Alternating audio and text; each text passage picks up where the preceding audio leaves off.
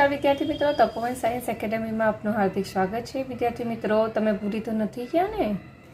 યાદ છે ને કયું ચેપ્ટર ભણી રહ્યા છો? તો તમે ભણી રહ્યા છો ધોરણ 12 ની અંદર ચેપ્ટર 7। તો આજનો આપણો ટોપિક છે જૈવિક ઉદ્વિકાસ। જૈવિક ઉદ્વિકાસ કે જેને બાયોલોજિકલ ઇવોલ્યુશન પણ કહેવામાં આવે છે। ચાલો ત્યારે હવે એને ડિટેલમાં જોઈએ કે સાચા અર્થમાં પ્રાકૃતિક પસંદગીથી પૃથ્વી પર ઉદ્વિકાસ ત્યારે શરૂ થયો હશે જ્યારે વિવિધ ચયાપચય ક્ષમતા ધરાવતા સજીવોના કોષીય સ્વરૂપોની શરૂઆત થઈ હશે। તો કહેવાનો મતલબ એવો છે કે પ્રાકૃતિક પસંદગીથી પૃથ્વી પર ઉદ્વિકાસની શરૂઆત ત્યારે જ થઈ હશે કે જ્યારે સજીવોના જે કોષીય સ્વરૂપો અસ્તિત્વમાં આવ્યા હશે। તમને ખબર જ છે કે કોષો જે છે તેમાં ચયાપચય ક્ષમતા ધરાવે છે। તો એવું કહેવા આ જે વિધાન છે તેનો કહેવાનો અર્થ એવો છે કે પૃથ્વી પર ઉદ્વિકાસની શરૂઆત ત્યારે થઈ હશે જ્યારે ચયાપચયની ક્ષમતા ધરાવતા જે સજીવો છે તો એ સજીવોના કોષીય સ્વરૂપો અસ્તિત્વમાં આવ્યા હશે। તમને ખબર જ છે કે આપણે બધા શેના બનેલા હોય છે? તો આપણે બધા કોષોના બનેલા છે અને કોષ જે છે તે ચયાપચય ક્ષમતા ધરાવે છે। એટલે કીધેલું છે કે ચયાપચય ક્ષમતા ધરાવતા જે સજીવોના કોષીય સ્વરૂપોની શરૂઆત થઈ ત્યારે ઉદ્વિકાસની શરૂઆત થઈ હશે। તો આપણે પહેલાં સમજીએ કે પ્રાકૃતિક પસંદગી એટલે શું? પ્રાકૃતિક પસંદગી કે જેને યોગ્યતમની ચિરંજીવિતા પણ કહેવામાં આવે છે। યોગ્યતમની ચિરંજીવિતા એટલે કે કોઈ સ્ત્રોત હોય એટલે પછી ખોરાક હોય કે રહેઠાણ હોય, તો કોઈ સ્ત્રોત માટે સજીવો સંઘર્ષમાં ઉતરે ત્યારે તેમાં કેટલાક સફળ થાય છે તો કેટલાક નિષ્ફળ થાય છે। તો કેટલાક અમુક અંશે સફળ થાય, આંશિક એટલે કે સંપૂર્ણપણે અને અપૂર્ણપણે, તો કેટલાક આંશિક રીતે સફળ થાય છે। તો કોણ સફળ થાય છે તેનો આધાર કુદરત એટલે કે પર્યાવરણ પર રહે છે। તો જે સજીવ આવા સંઘર્ષમાં સફળ થાય છે એટલે કે બદલાતા પર્યાવરણની સામે સફળ થાય છે તો એ સફળ થયેલો સજીવ લાંબુ જીવે છે, પ્રજનન કરે છે અને પોતાનો વંશવારસો ઉત્પન્ન કરે છે। તો એમ પણ કહી શકાય કે જે સૌથી વધારે યોગ્યતમ હોય તેમને કુદરત પસંદ કરે છે અને તેને જીવાડે છે। તો આને કહેવામાં આવે છે પ્રાકૃતિક પસંદગી, અથવા તો એને નૈસર્ગિક પસંદગી પણ કહેવામાં આવે છે, અથવા તો એને યોગ્યતમની ચિરંજીવિતા પણ કહેવામાં આવે છે। ઉદ્વિકાસ અંગેના ડાર્વિનનો મૂળ સાર પ્રાકૃતિક પસંદગી છે। એટલે કે આ જે ડાર્વિનવાદ છે તેનો મુખ્ય આધાર શેના પર રહેલો છે? તો ડાર્વિનવાદનો મુખ્ય આધાર પ્રાકૃતિક પસંદગી પર રહેલો છે। તો આ લાઈન તમારે MCQ માટે યાદ રાખવાની। નવા સ્વરૂપો પ્રગટ થવાનો દર જીવનચક્ર અથવા તો જીવનકાળ સાથે સંકળાયેલો હોય છે। એટલે કે જે નવા સજીવોના જે નવા સ્વરૂપો અસ્તિત્વમાં આવે છે તો એ અસ્તિત્વમાં આવે છે એનો આધાર શેના પર રહેલો છે? તો એનો આધાર જીવનચક્ર અથવા તો જીવનકાળ પર રહેલો છે। એટલે કે સજીવોનું જીવનચક્ર અને એના જીવનકાળ પર તેના નવા સ્વરૂપો પ્રગટ થાય તેના પર આધાર રાખે છે। ઝડપથી વિભાજન પામતા સૂક્ષ્મજીવો ઊંચી ગુણન ક્ષમતા ધરાવે છે। હવે તમને ખબર જ છે સૂક્ષ્મજીવો, જેમાં તમને એક્ઝામ્પલ આપું તો ઇશેરેશિયા કોલાઈ બેક્ટેરિયા કે જે 20 જ મિનિટમાં ગુણન પામે છે। ઈસ્ટનું એક્ઝામ્પલ લઈએ તો ઈસ્ટ 90 મિનિટમાં ગુણન પામે છે। તો એ સૂક્ષ્મજીવો જે હોય તે ખૂબ જ ઝડપથી વિભાજન થાય છે અને સંખ્યામાં વધારો કરે છે। સંખ્યામાં વધારો કરે એટલે એને શું કહેવાય? એની ગુણન ક્ષમતા કહેવામાં આવે છે। તો તમે વિચારી શકો કલાકોમાં તો એ લાખોની સંખ્યામાં ગુણન પામે છે। તો અહીંયા તમને સૂક્ષ્મજીવોનું એક એક્ઝામ્પલ આપેલું છે કે આપેલ માધ્યમમાં વૃદ્ધિ પામતી બેક્ટેરિયાની વસાહત ધારો કે A છે, તો વસાહત A ખાદ્ય ઘટકોનો ઉપયોગ કરવાની ક્ષમતાના સંદર્ભમાં વિવિધતા ધરાવે છે। હવે માધ્યમના બંધારણમાં ફેરફાર કરવામાં આવે તો વસ્તીનો ફક્ત તે જ ભાગ બાકી રહેશે કે જે નવી બદલાયેલી પરિસ્થિતિમાં ટકી રહ્યા હોય. તો એ જે બદલાયેલી પરિસ્થિતિ સામે ટકી રહેલી જે વસ્તી છે તેને કહેશું બી. મતલબ આ વિધાનનો કહેવાનો મતલબ એવો છે કે ધારો કે એક બેક્ટેરિયા છે, તો બેક્ટેરિયાને સંવર્ધન માધ્યમમાં ઉછેર કરવામાં આવે છે. તો એને આપણે આકૃતિ દ્વારા સમજીએ કે હવે આ એક બેક્ટેરિયાનું સંવર્ધન માધ્યમ છે કે જેમાં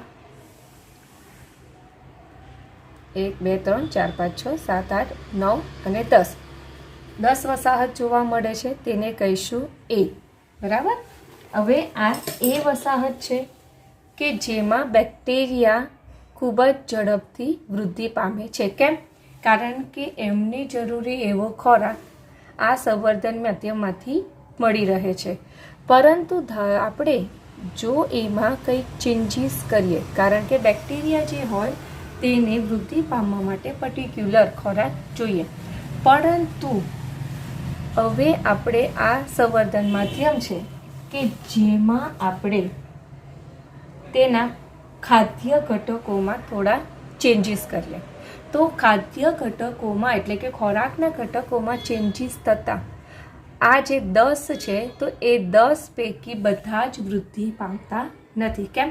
કારણ કે ખોરાક જે છે તે બદલાઈ ગયો. તો આ બદલાયેલા ખોરાકને બધા જ બેક્ટેરિયા એક્સેપ્ટ કરે એવું હોતું નથી. તો એમાંથી અમુક જ આ જે બદલાયેલી પરિસ્થિતિ એટલે કે બદલાયેલો જે ખોરાક છે તેને એક્સેપ્ટ કરે છે અને વૃદ્ધિ પામે છે. તો એને આપણે કહીશું બી. એને આપણે શું કહીશું કે બી, કે જે બદલાયેલી પરિસ્થિતિ સામે પણ ટકી રહે છે, પ્રજનન કરે છે. તો આવી રીતે જે નવી બદલાયેલી પરિસ્થિતિ સામે ટકી રહે તેને કહીશું બી. અને આ 10 પૈકી જે 7 છે તે ટકી શક્યા નહીં. કેમ? કારણ કે એ ખોરાકને એ લોકોએ એક્સેપ્ટ ન કર્યું એટલે જીવી શક્યા નહીં, મૃત્યુ પામ્યા. તો આના પરથી એવું કહી શકાય કે આ જે નવી બદલાયેલી પરિસ્થિતિ સામે ટકી રહી તેના પરિણામે એને આપણે કહીશું હવે નવી જાતિ. હવે એને શું કહેવામાં આવશે? તો એને કહેવામાં આવશે નવી જાતિ, કે જે બદલાયેલા ખોરાકનો ઉપયોગ કરીને વૃદ્ધિ પામશે, પ્રજનન કરશે. એટલે કે નવી બદલાયેલી પરિસ્થિતિને એ અનુકૂલન થઈ જાય છે. અને અનુકૂલન થઈ જાય એટલે આપણે હવે એને શું કહીશું? તેને કહીશું હવે નવી જાતિ, જેને આપણે કહીશું બી. ચાલો ત્યારે હવે આપણે બુકમાં જોઈએ. તો એક નિશ્ચિત સમય એટલે કે અવધિ એટલે કે ગાળો દરમિયાન આ વસ્તીનું ભિન્ન રૂપ બીજા કરતાં વધશે અને નવી જાતિ તરીકે અસ્તિત્વમાં આવશે. એટલે કે જે એની કમ્પેરમાં જે બી જાતિ છે એટલે કે નવી જાતિ છે, બરાબર, બી જાતિ જે શું કરશે? બદલાયેલી પરિસ્થિતિ સામે ટકી રહે એટલે કે પછી એ પ્રજનન કરશે એટલે કે એમનું ભિન્ન રૂપ જે છે તે અસ્તિત્વમાં આવશે. અને એ જે ભિન્ન રૂપ અસ્તિત્વમાં આવે છે એક ચોક્કસ સમયે, જેને આપણે કહીશું નવી જાતિ. તો આવું થોડા દિવસમાં થાય છે. કારણ કે કેમ થોડા દિવસમાં થાય છે? કારણ કે બેક્ટેરિયા છે, તો બેક્ટેરિયા જે છે સૂક્ષ્મજીવ છે, તો સૂક્ષ્મજીવો ઝડપથી વિભાજન પામે છે. એટલે કે એમનામાં જે ઉદ્વિકાસ થાય છે તે કેવું થાય છે? ખૂબ જ ઝડપી થાય છે અને થોડા દિવસમાં થાય છે. જ્યારે આપણે જટિલ સજીવો એટલે કે મત્સ્ય છે, મરઘી છે, કે તેમનામાં ઉદ્વિકાસ થતાં લાખો વર્ષ થાય છે. કેમ? કારણ કે તેમનો જીવનકાળ વર્ષોનો હોય છે. અહીં આપણે કહી શકીએ કે બીની યોગ્યતા એ કરતાં નવી પરિસ્થિતિ નીચે વધુ સારી છે. એટલે કે જે નવી જાતિ અસ્તિત્વમાં આવી તેને કહીશું બી. તો બીની યોગ્યતા એ કરતાં વધુ સારી છે. એ કરતાં વધુ સારી છે એટલે તો એ ટકી શકી ને બદલેતી પરિસ્થિતિ સામે. તો પ્રકૃતિ યોગ્યતમને જ પસંદ કરે છે. યોગ્યતમને પસંદ કરે. યોગ્યતમ એટલે શું કહેવાય? કે બદલાતી જતી જે પર્યાવરણની પરિસ્થિતિ છે તો એની સામે એ ટકી રહે છે, પ્રજનન કરે છે અને પોતાનો વારસો આગળ વધારે છે. તો એને શું કહેવામાં આવે છે? તો એને યોગ્યતમ કહેવામાં આવે છે. અને જે યોગ્યતમ હોય તેને જ કુદરત પસંદ કરે છે અને જે યોગ્યતમ ન હોય તેને કુદરત પસંદ કરતું નથી. તો એ યાદ રાખવું ખૂબ જ જરૂરી છે કે કહેવાતી યોગ્યતાઓ એ લાક્ષણિકતાઓ ઉપર આધારિત છે કે જે વારસાગત હોય છે. એટલે કે આ જે બી નવી જાતિ અસ્તિત્વમાં આવી છે તે શું કરશે? પ્રજનન કરશે અને એ જે લક્ષણ એનામાં બનેલું છે તે શું થાય છે? એ વારસામાં ઉતરે છે. એટલે કે એણે જે બદલાયેલો ખોરાકનો ઉપયોગ કરીને વૃદ્ધિ કરી બેક્ટેરિયાએ અને પ્રજનન કર્યું, તો એ શું થાય છે? એ લક્ષણ જે છે તે નવું લક્ષણ વારસામાં ઉતરે છે. આ લાઈનનો કહેવાનો મતલબ એવો છે કે જે લક્ષણ એ બનાવે છે તે બનાવેલું લક્ષણ શું થાય છે? વારસામાં ઉતરે છે. તો આથી પસંદગી અને ઉદ્વિકાસ પામવા માટે જનીનિક આધાર હોવો જરૂરી છે. તમને ખબર જ છે દરેક સજીવ જે છે તો એ સજીવમાં નાનામાં નાનો ચેન્જીસ જે થાય છે તે જનીન પર આધાર રાખે છે. જો જનીનમાં ચેન્જીસ આવે તો એને શું કહેવાય? ઉદ્વિકાસ કહેવામાં આવે છે. તો એ લક્ષણમાં ચેન્જીસ આવ્યો તે વારસામાં ઉતરે છે. કહેવાનો મતલબ એવો છે કે જે પસંદગી અને ઉદ્વિકાસ પામવા માટે જનીનિક આધાર હોવો જોઈએ. જનીનિક એટલે કે જનીનનો આધાર હોવો જોઈએ કે દરેક સજીવ જે છે તો એની આનુવંશિકતા માટે જવાબદાર કોણ છે? તો એની આનુવંશિકતા માટે જવાબદાર જનીન છે. તો એટલે પસંદગી અને ઉદ્વિકાસ પામવા માટે જનીનિક આધાર હોવો જરૂરી છે. કારણ કે એ જનીનિક ચેન્જીસ આવશે તો એ જ વારસામાં ઉતરે છે. બીજા શબ્દોમાં કહીએ તો કેટલાક સજીવો બદલાતા પર્યાવરણ સામે ટકી રહેવા માટે વધુ સારી રીતે અનુકૂલિત થયેલા હોય છે અને જે અનુકૂલન ક્ષમતા વારસાગત હોય છે અને તે જનીનિક આધાર ધરાવે છે. યોગ્યતા એ અનુકૂલન પામવાની ક્ષમતા અને પ્રકૃતિ દ્વારા પસંદગી પામવા માટેનું અંતિમ પરિણામ છે. એટલે કે આપણે એમ કહી શકીએ કે સજીવ જે બદલાતા પર્યાવરણની સામે ટકી રહે છે, અનુકૂલન સાધે છે અને જે અનુકૂલન ક્ષમતા ધરાવે છે તે વારસાગત હોય છે. જેમ કે આપણે કીધું ને, બદલાતી પરિસ્થિતિ સામે આપણે ટકી રહીએ છીએ અને એ ટકી રહેવાની જે ક્ષમતા છે, અનુકૂલન ક્ષમતા છે, તે વારસામાં ઉતરે છે. તે વારસામાં કયા રીતે ઉતરે છે? તો જનીની રીતે વારસામાં ઉતરે છે. તો આમ જે અનુકૂલન પામવાની ક્ષમતા છે, યોગ્યતા છે, એ શેનું પરિણામ છે? તો યોગ્યતા એ અનુકૂલન અને પ્રકૃતિ દ્વારા પસંદગી પામવા માટેનું અંતિમ પરિણામ છે. તો આ લાઈન જે છે તે તમારે 1 માર્કના ક્વેશ્ચન માટે યાદ રાખવાની. શાખાકીય અવતરણ અને પ્રાકૃતિક પસંદગી એ ડાર્વિનના ઉદ્વિકાસના 2 ચાવીરૂપ ખ્યાલો છે. તો આ તમારે ખાસ ધ્યાનમાં રાખવાનું કે ડાર્વિનનો જે ઉદ્વિકાસના જે વાદ છે તે શેના પર આધાર રાખે છે? તો એ શાખાકીય અવતરણ અને પ્રાકૃતિક પસંદગી. એટલે કે જુદી જુદી શાખાકીય અવતરણ એટલે કે જુદી જુદી શાખાઓમાં થતો ઉદ્વિકાસ. ડાર્વિનના પહેલા ફ્રેન્ચ પ્રકૃતિવાદ લેમાર્કે કહ્યું છે. એટલે કે ડાર્વિન પહેલા પણ એક સિદ્ધાંત આવી ગયેલો છે, લેમાર્કે આપેલો છે, જેને લેમાર્કવાદ કહેવામાં આવે છે. એટલે કે જૈવિક ઉદ્વિકાસ સમજાવવા લેમાર્કના સિદ્ધાંતને, લેમાર્કે આપેલો જે સિદ્ધાંત છે તેને લેમાર્કવાદ કહેવામાં આવે છે. તો ડાર્વિન પહેલા એક ફ્રેન્ચ પ્રકૃતિવિદ જેનું નામ છે લેમાર્ક, બરાબર. તો એ લેમાર્કે કહ્યું કે સજીવ સ્વરૂપોનો ઉદ્વિકાસ થયો, પરંતુ તે અંગોના ઉપયોગ અને બિન ઉપયોગ દ્વારા સંચારિત થયો. એટલે કે આ જે ફ્રેન્ચ પ્રકૃતિવિદ લેમાર્ક છે તેમનું કહેવું એવું છે કે સજીવોના જે સ્વરૂપોમાં ઉદ્વિકાસ થયો છે તો એ ઉદ્વિકાસનો આધાર જે છે તે જે તે સજીવના અંગોના ઉપયોગ અને બિન ઉપયોગના આધારે છે. એટલે કે જે સજીવ જે અંગનો ઉપયોગ સતત કરતો ગયો તો એમાં ચેન્જીસ આવતા ગયા. હવે એને એક્ઝામ્પલ એમણે આપેલું છે જીરાફનું. તો જીરાફનું એમને એક્ઝામ્પલ આપેલું છે કે જેમાં ઊંચા વૃક્ષોના ખાવા યોગ્ય પર્ણો મેળવવા માટે તેમની ગરદન લંબાઈ વધારી અનુકૂલિત થયા અને આ લંબાઈ ગરદનનું ઉપાર્જિત લક્ષણ તેની અનુગામી પેઢીઓને પ્રદાન કર્યું અને વર્ષો બાદ જીરાફે ધીરે ધીરે લાંબી ગરદન પ્રાપ્ત કરી. આ અનુમાન પર કોઈ વિશ્વાસ નથી કરતું.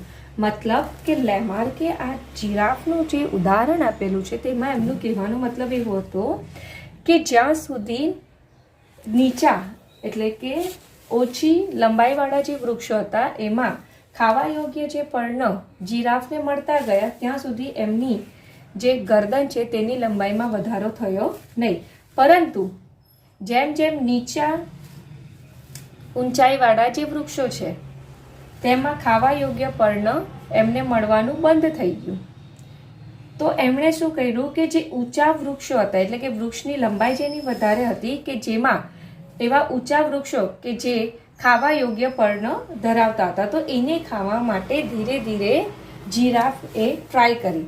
તો એ પર્ણો જે ઊંચા વૃક્ષ પર જે પર્ણો હતા તે જીરાફ જે છે તે ખાતા ગયા. પરિણામે શું થઈ ગયું, ધીરે ધીરે એમની જે ગરદન છે તો એ ગરદનની લંબાઈમાં વધારો થયો અને ગરદનની લંબાઈમાં વધારો થયો કે જે પછી તેમની આવનારી પેઢી અનુગામી પેઢી એટલે શું કહેવાય કે એમની આવનારી પેઢીમાં પણ એ લક્ષણ આવતું ગયું. તમને ખબર જ છે, તમે જીરાફને જોયા જ હશે કદાચ અથવા તો એની ફોટોગ્રાફ પર જોઈ હશે કે જેની ગરદન કેવી છે, લાંબી છે. એટલે કે ઊંચા વૃક્ષો પરથી જે પર્ણો ખાવા હતા એટલે એના પરિણામે શું થયું કે ધીરે ધીરે વર્ષો બાદ તેમની ગરદન કેવી થતી ગઈ તો લાંબી થતી ગઈ.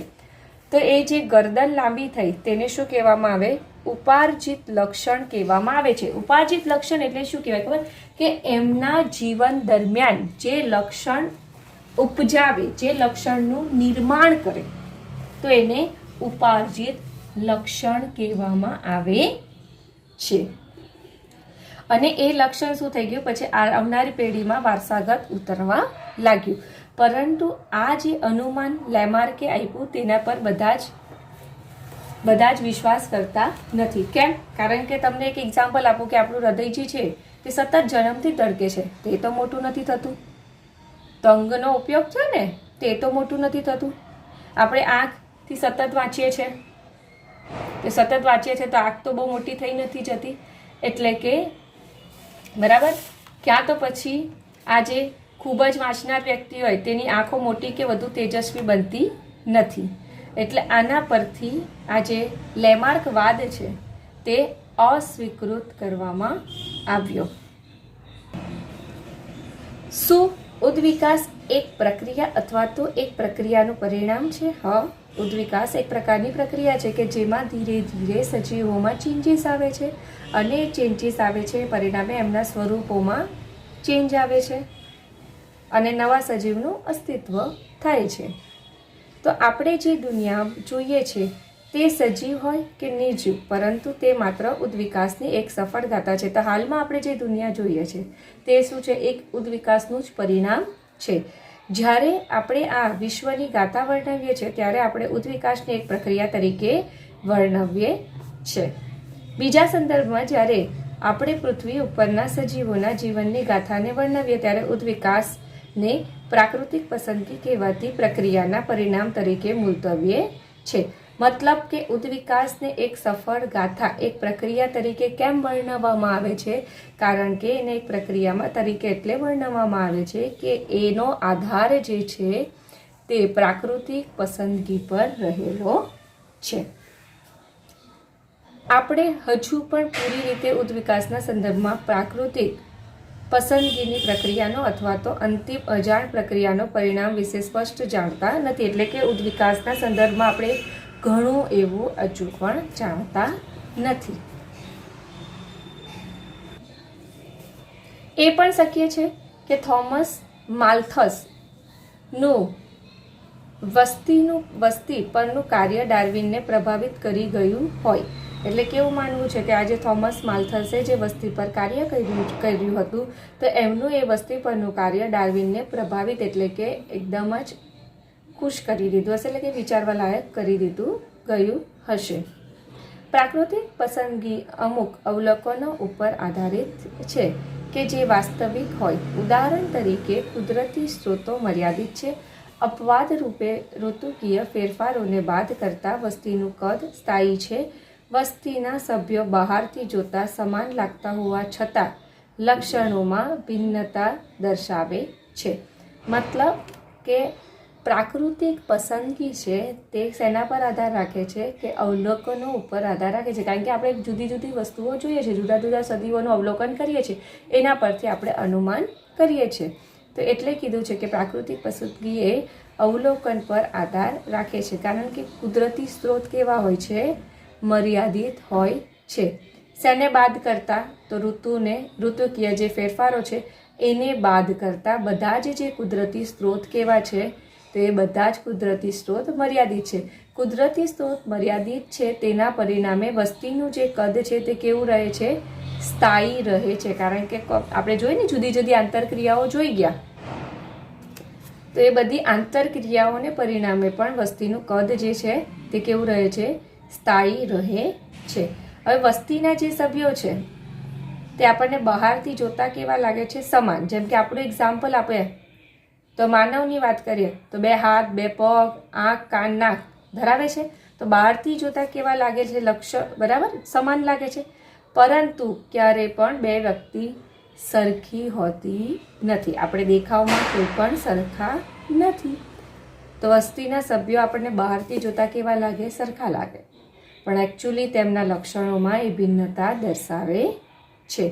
અને એ જે ભિન્નતા દર્શાવે છે, એ જે વિવિધતા દર્શાવે છે કે એ કેવી હોય છે? તે વારસાગત હોય છે. જો કે આ જ વાસ્તવિકતા હોય અને જો દરેક વ્યક્તિ મહત્તમ દરે પ્રજનન કરે તો સૈદ્ધાંતિક રીતે વસ્તી વિસ્ફોટકોની જેમ વધે છે. આ જ હકીકત બેક્ટેરિયાની સંખ્યામાં થતી વૃદ્ધિ દ્વારા જોઈ શકાય છે. અને એ સત્ય છે કે વાસ્તવિક રીતે વસ્તીનું કદ મર્યાદિત છે. તો એનો અર્થ એ થયો કે સ્ત્રોતો માટે સ્પર્ધા થાય છે અને અમુક તેમાં અન્યના ભોગે ટકી શક્યા અને વિકાસ પામ્યા, જ્યારે કેટલાક ઉન્નતિ કરી શક્યા નહીં. મતલબ કે જો દરેક સજીવ તે મેક્સિમમ રેટ એટલે કે દરે જો પ્રજનન કરે તો શું થાય? કે વસ્તી એકદમ જ વધી જાય. પરંતુ એ વાત બી સાચી છે કે વસ્તીનું કદ કેવું છે? મર્યાદિત. એટલે કે દરેક સજીવોની સંખ્યા કેવી છે? લિમિટેડ છે. તો દરેક સજીવોની સંખ્યા લિમિટેડ હોવાનું રીઝન શું છે? કુદરતી સ્ત્રોત. તો એ કુદરતી સ્ત્રોત લિમિટેડ છે અને લિમિટેડ સ્ત્રોત માટે શું થાય છે? સ્પર્ધા. તો 2 વચ્ચે સ્પર્ધા થાય. તો 2 વચ્ચે સ્પર્ધા થાય તો જેમાં જે જીતી જાય તે ટકી રહે છે અને જે જીતતા નથી તે ટકી શકતા નથી. તો ડાર્વિનની નવીનતા અને તેજસ્વી સૂક્ષ્મદ્રષ્ટિ આ હતી. તેમણે ભારપૂર્વક જણાવ્યું કે ભિન્નતાઓ કે જે વારસાગત છે અને કોઈ એક માટે સ્ત્રોતોનો ઉપયોગ વધુ સારો બનાવે છે. વસવાટને સારી રીતે અનુકૂલિત થયેલ છે. મતલબ કે ડાર્વિન જે છે તો ડાર્વિનની જે નવીનતા અને તેજસ્વી સૂક્ષ્મદ્રષ્ટિ કઈ હતી? તો એ આ હતી કે એમણે એવું ભારપૂર્વક જણાવ્યું કે જે ભિન્નતા જોવા મળે છે તો એ ભિન્નતા જે છે કે કેવી હોય છે? વારસાગત હોય. વારસાગત એટલે કે એ પેઢી દર પેઢી એ ભિન્નતા આગળ વધે છે. એટલે કે કોઈ સજીવ છે તો એ કોઈ સજીવનો બરાબર તેમના વસવાટને અનુરૂપ એ અનુકૂલન થયેલો હોય છે. કે જેમ કે આપણે વાત કરીએ કે માછલી જે છે તો માછલી ક્યાં રહે છે? પાણીમાં રહે છે. અને પાણીમાં જે એમને સ્ત્રોત મળે છે તેનો એ મહત્તમ ઉપયોગ કરે છે. હવે જો એને જમીન પર લાવવામાં આવે તો એ મૃત્યુ પામે છે. એટલે કહેવાનો મતલબ એવો છે કે સજીવોમાં જોવા મળતી જે ભિન્નતા છે એ વારસાગત છે અને એ વારસાગત જે છે તેના પરિણામ સ્વરૂપ એ જે તે સ્ત્રોતનો ઉપયોગ સારી રીતે કરી શકે છે. એટલે કે જે તે વસવાટમાં રહે છે તે વસવાટને અનુરૂપ એ અનુકૂલિત થયેલા હોય છે અને ત્યાં તેમને જે સ્ત્રોત મળે છે તેનો મહત્તમ દરે એ ઉપયોગ કરી શકે છે, જેના આધારે એ પ્રજનન કરે છે અને વધુમાં વધુ સંતતિ છોડી જાય છે. એટલે કે વસવાટને અનુરૂપ થઈ જાય છે, અનુકૂલન થઈ જાય છે અને તેના સ્ત્રોતોનો એ મહત્તમ દરે ઉપયોગ કરે છે અને ઉપયોગ કરીને પ્રજનન કરે છે અને પ્રજનન કરીને એમની સંખ્યામાં વધારો કરે છે. આથી નિશ્ચિત સમયગાળા માટે અનેક પેઢીઓ પૈકીની બાકી વધેલ વધુ પ્રજોત્પત્તિ પેદા કરશે અને વસ્તીની લાક્ષણિકતાઓમાં ફેરફાર કરશે, પરિણામે નવું સ્વરૂપ ઉદ્ભવશે. એટલે કે જે સંતતિઓનું નિર્માણ થાય છે તે શું કરશે? મહત્તમ પ્રજનન ક્ષમતા ધરાવશે, જેના પરિણામે નવા સજીવો અસ્તિત્વમાં આવશે અને એ સજીવો શું કરશે? એનામાં ચેન્જીસ થશે. એટલે કે આવનાર જે પેઢી છે તો આવનાર પેઢીમાં કદાચ લક્ષણોમાં ફેરફાર થાય તો એ ફેરફારને અનુરૂપ નવા સ્વરૂપ અસ્તિત્વમાં આવે છે. જેમ કે આપણે કહીએ છીએ ને, આપણે વાનરમાંથી આવ્યા છે, તો એ વાનરમાંથી આપણે કંઈ ઇન્સ્ટન્ટ નથી આવી ગયા, લાખો વર્ષો થયા છે. કેમ? કારણ કે કુદરતી જે સ્ત્રોતો છે તો કુદરતી સ્ત્રોતોમાં ચેન્જીસ થતા ગયા અને પર્યાવરણમાં જે ચેન્જીસ થતા ગયા તેને અનુરૂપ સજીવો એટલે કે વાનર અનુકૂલન થતા ગયા. અનુકૂલન થતા ગયા એટલે કે એનામાં જનીનિક ફેરફારો થયા અને એનામાં જે જનીનિક ફેરફારો થયા તેને આપણે શું કહીશું? લક્ષણોમાં ફેરફારો થયા અને પરિણામે આપણે જે હાલમાં જે સજીવો છે તે નવા સ્વરૂપ અસ્તિત્વમાં આવ્યું. જૈવિક ઉદ્વિકાસ એટલે શું કહેવાય? કે સજીવો પર્યાવરણને અનુરૂપ બદલાય છે, પરિણામે જનીન એ જે બદલાય છે તે બદલાય તેનો આધાર શેના પર રહેલો છે? જનીન પર રહેલો છે. અને એ જનીનમાં ચેન્જીસ આવે પરિણામે એ બદલાયેલું જે લક્ષણ છે તે વારસામાં ઉતરે છે. તો અહીંયા તમારો જૈવિક ઉદ્વિકાસનો ટોપિક પૂરો થાય છે. Thank you.